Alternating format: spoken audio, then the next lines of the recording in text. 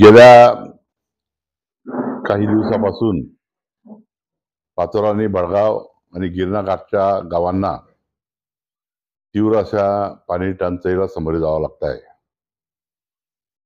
पाचोरा शहरामध्ये साधारणतः 15 दिवसानंतर जनतेला या ठिकाणी पाणी मिळत आहे।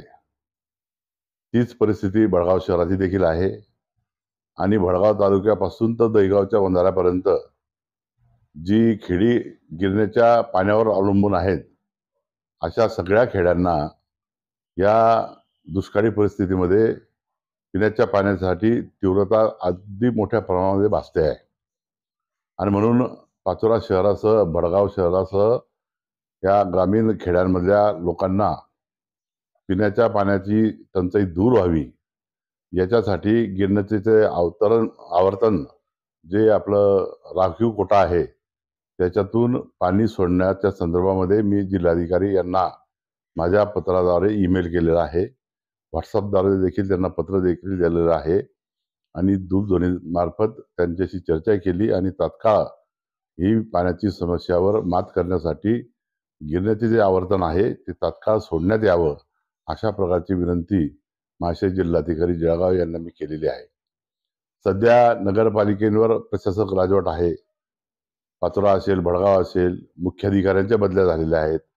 आज पाचोराचा मुख्याधिकारी म्हणून बडगावचे मुख्याधिकारी इथे कार्यभार सांभाळत आहेत।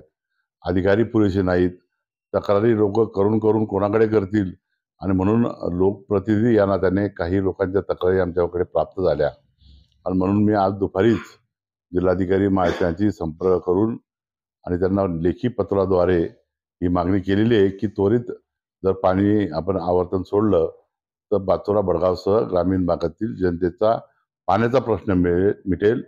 तसंच गुरं-जनावरांचं देखील त्या ठिकाणी पाण्याचं जी काही त्यांच्या संदर्भामध्ये टंचाईच्या झळा गुरांना देखील त्या ठिकाणी बसतायत आणि म्हणून गिरणाथडीला पाण्याची फार मोठी जी अडचणीचा विषय होता तो सोडवण्यासाठी जिल्हाधिकारी साहेबांनी या ठिकाणी आश्वासित केलेलं आहे। मला वाटतं जर आता आज उद्यामध्ये जर 2 दिवसात पाणी सोडलं तर आठवड्याभरामध्ये इथपर्यंत पाणी पोहोचायला वेळ लागेल आणि एकदा का केटीवेर मध्ये पाणी आलं तर पाचोरा आणि बडगाव किंवा इतर गावांचा पाण्याचा प्रश्न हा मिटू शकतो हे मी कलेक्टर साहेबांच्या लक्षात आणून दिलेलं आहे। धन्यवाद।